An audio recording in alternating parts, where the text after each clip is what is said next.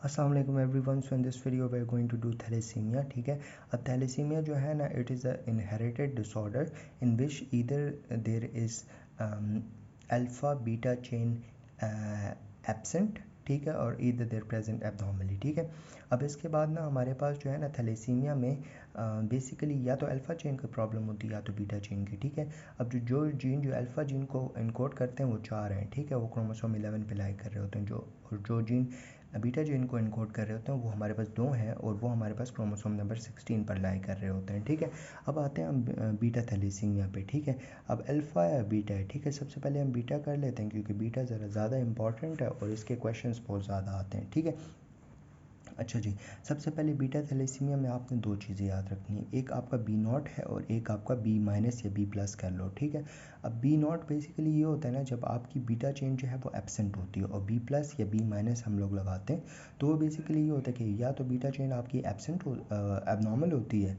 और या तो आपकी बीटा चेन जो होती है वो इनएडुकेट अमाउंट पर प्रेजेंट होती है लेकिन या तो एबनॉर्मल या तो इनएडुकेट। ठीक है, अब जो बीटा थैलेसीमिया इसकी होती है हमारे पास 3 टाइप्स, माइनर, इंटरमीडिएट और मेजर। ठीक है, अब माइनर में क्या होता है ना, माइनर में हमारे पास सिंगल न्यूक्लियोटाइड पॉलीमॉर्फिज्म होता है तो इसके क्लिनिकल फीचर्स कोई इतने प्रोमिनेंट खास होते नहीं है। ठीक है, थैलेसीमिया इंटरमीडिएट जो होता है ना, उसमें हमारे पास basically we have B minus. ठीक है, बी माइनस क्या है कि आपका बीटा चेन तो है लेकिन या तो कम है और या तो एबनॉर्मल है। ठीक है, और जो मेजर है ना तो उसमें हमारे पास 2 चीज़ें होती हैं, या तो बी माइनस होगा या तो बी नॉट होगा, और मेजरली बी नॉट प्रेजेंट होता है। ठीक है, अच्छा जी, अब ऑब्वियसली अगर हमारे पास बी बी बी माइनस हमारे पास जो प्रेजेंट है ना, ठीक है,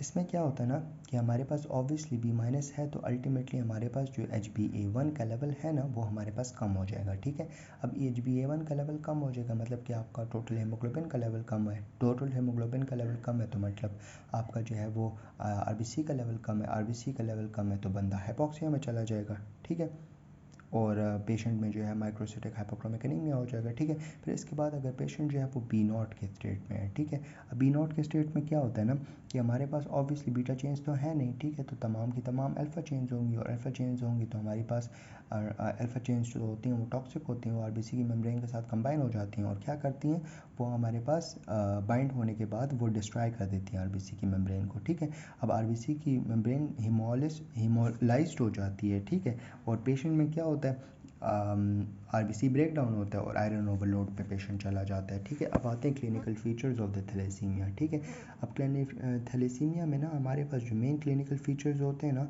देखो सबसे पहले हमारे पास इसके मेन एनीमिया के फीचर्स होंगे, लेसिट्यूड, वीकनेस, फटीग, डिस्पनिया, पैलर वगैरह। ठीक है, फिर इसके बाद हमारे पास अगर ये बच्चा है ना तो बच्चा का जो अर्ली पॉसिबल टाइम जब ये डायग्नोस होता है ना एक छोटे बच्चे में, ठीक है, किसी यूनिट में, यूनिट तो नहीं कह सकते, इन्फेंट कह सकते हैं, तो वो हमारे पास 3 मंथ्स होते हैं क्योंकि अप टिल 3 मंथ हमारे पास HbF प्रोमिनेंट होता है, लेकिन 3 महीनों के बाद हमारे पास जो है वो HbA1 प्रोमिनेंटली प्रेजेंट होता है। ठीक है, तो 3 महीने में हमारे पास ये मैनिफेस्ट हो जाता है और 12 मंथ पे इसके क्लिनिकल फीचर्स जो हैं वो प्रोमिनेंटली एक्सट्रीम लेवल पे नज़र आ रहे होते हैं। ठीक है, फिर इसके बाद हमारे पास जो है वो बोन मैरो एक्सपेंशन हम देखते हैं। ठीक है, अब बोन मैरो एक्सपेंशन जो है ना उसकी वजह से क्या होता है, देखो बेसिकली हमारे पास जो थैलेसीमिया है ना इसमें क्या होता है कि हमारे पास एबनॉर्मल सेल्स बन रहे हो या तो नहीं बन रहे, तो अल्टीमेटली क्या होगा, बोन मैरो जो है उसमें एक्सपेंशन हो जाएगी। ठीक है, बोन मैरो में एक्सपेंशन का मतलब क्या है कि आपका डिस्ट्रक्शन होगी बोन की। ठीक है, बोन की डिस्ट्रक्शन होना शुरू हो जाएगी। बोन मैरो अगर पहले इतनी थी, ठीक है, अगर पहले वो इतनी थी वो एक्सटेंड होकर इतनी हो जाएगी। ठीक है, अल्टीमेटली जब वो एक्सटेंड हो जाएगी तो अल्टीमेटली बोन की डिस्ट्रक्शन होना शुरू हो जाएगी।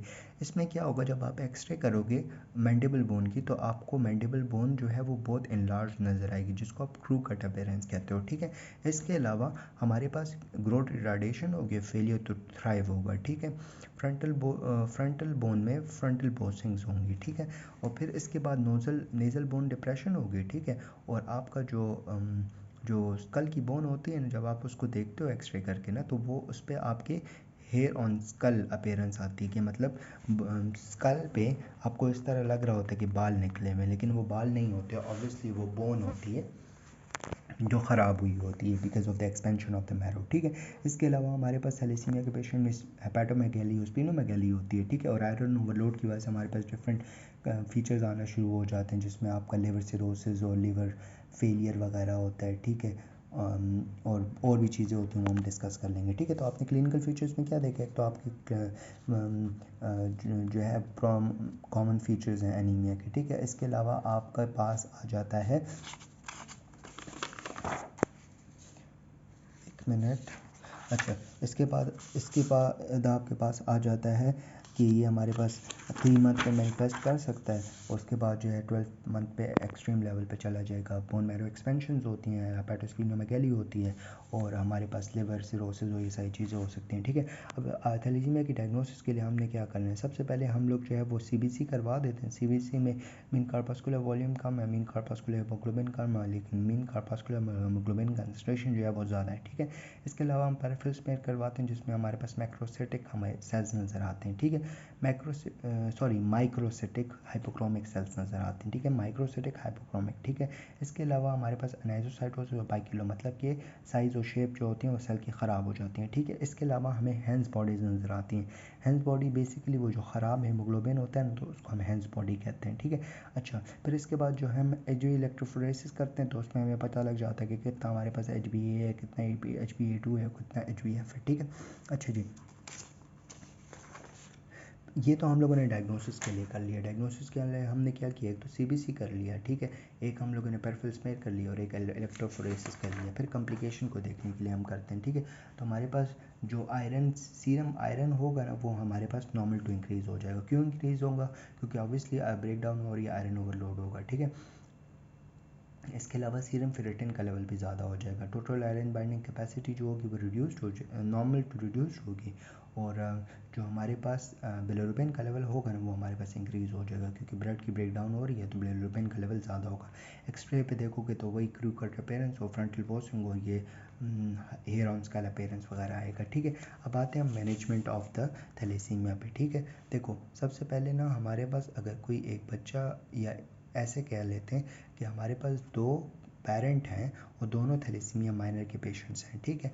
अब इनमें क्या होता है ना, जब इनका बच्चा पैदा होगा ना, तो उसमें 25% चांसेस हैं कि वो हमारे पास मेजर हो, उसमें 50% चांसेस है कि ये माइनर होंगे, और 25% चांसेस हैं ये है कि उनकी डिजीज़ नहीं होगी, ठीक है।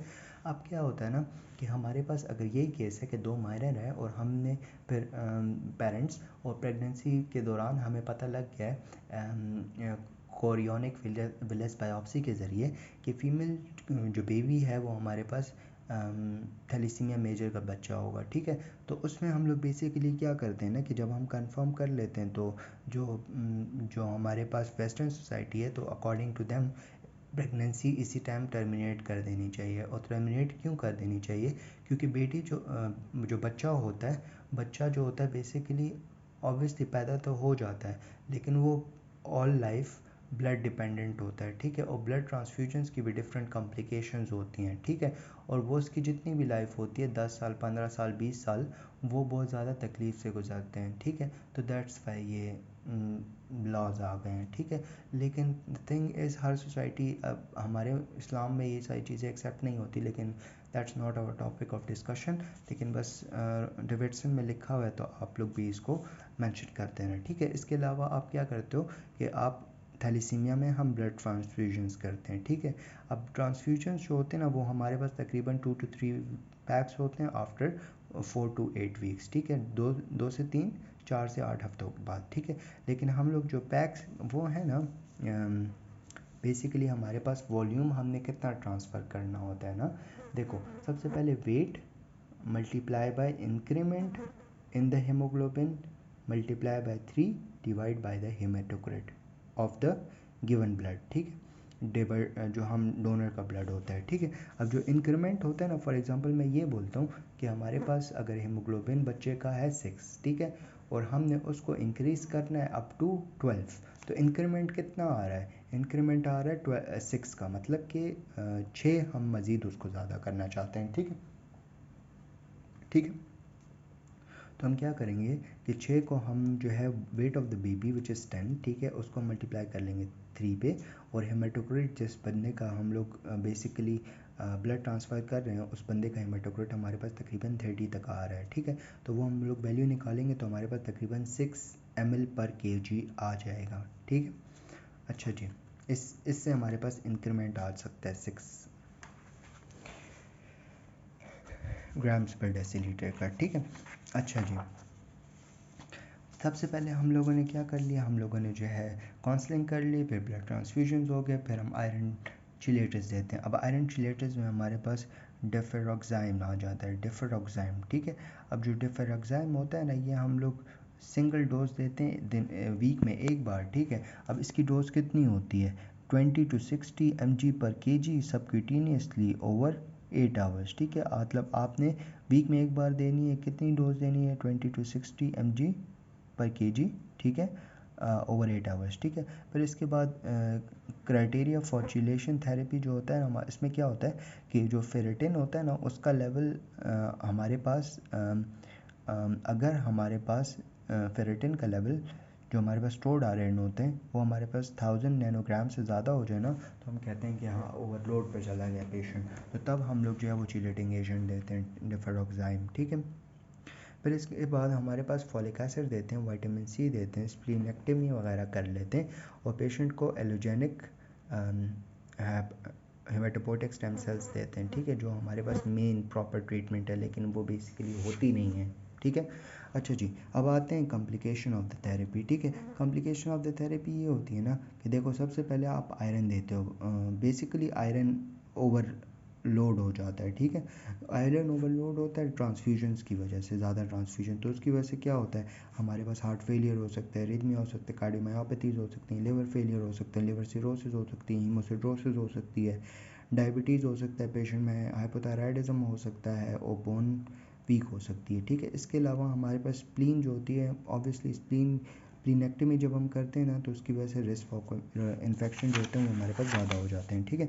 अच्छा जी, अब हम आते हैं अल्फ़ा थैलेसीमिया पे, ठीक है। अब अल्फ़ा थैलेसीमिया में ना हमारे पास 4 जीन्स होते हैं बेसिकली ना, अगर एक जीन में डिफेक्ट होगा तो वो हमारे पास ट्रेट होगा, अगर साइलेंट कैरियर होगा, सॉरी, अगर 2 में डिफेक्ट होगा तो वो ट्रेट होगा, 3 में डिफेक्ट होगा तो वो HPH डिजीज़ होगी, ठीक है, और 4 में होगा तो हाइड्रोफिटालिस कहेंगे, ठीक है। इसको देखो, फिर इसके बाद ना हमारे पास जो HBH का पेशेंट होता है ना, ठीक है, उसमें हम बेसिकली डायग्नोसिस के लिए HB इलेक्ट्रोफोरेसिस कर लेते हैं, ठीक है, और ट्रीटमेंट में हम बेसिकली वही ट्रीटमेंट देते हैं जो हम लोग बीटा थैलेसीमिया के लिए दे रहे थे, ठीक है, मेजर के लिए, ठीक है। फिर इसके बाद हाइड्रोफिटालिस है तो उसमें हमारे पास रेस्पिरेटरी डिस्ट्रेस होता है, उसको ठीक करने के लिए हम ऑक्सीजन दे देते हैं, ठीक है, असिस्टेड रिस्पायरेशन, ठीक है। और जो हमारे पास एक्सेसिव फ्लूइड होता है तो उसके लिए हम लोग एक तो इंजेक्शंस के ज़रिए रिमूव करते हैं स्पेसेस से फ्लूइड, और एक हम डायूरेटिक दे देते हैं, ठीक है। अच्छा जी, that's it, we done with the thalassemia. Next video में हम आगे कंटिन्यू करते हैं। थैंक यू, जज़ाकल्लाह खैर।